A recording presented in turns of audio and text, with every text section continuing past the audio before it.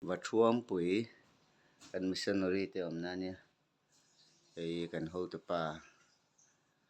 headmaster te om na ni a bu Absalom ar van lalram chena te in ni he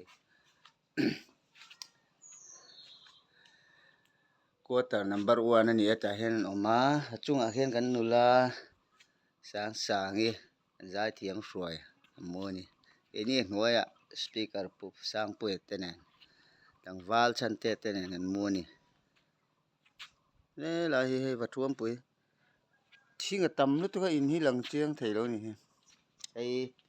nula si lal hual hi mi kan missionary lo tho sat to na khania tura chuan nula ni to lo pi asal nei to pi hual hi mi ti tong chu ni tho na khani ei buai bi te lir thei ani a water lai quarter chevel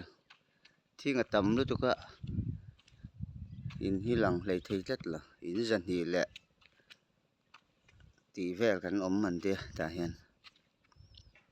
hi va thuam pui ani hi te school compound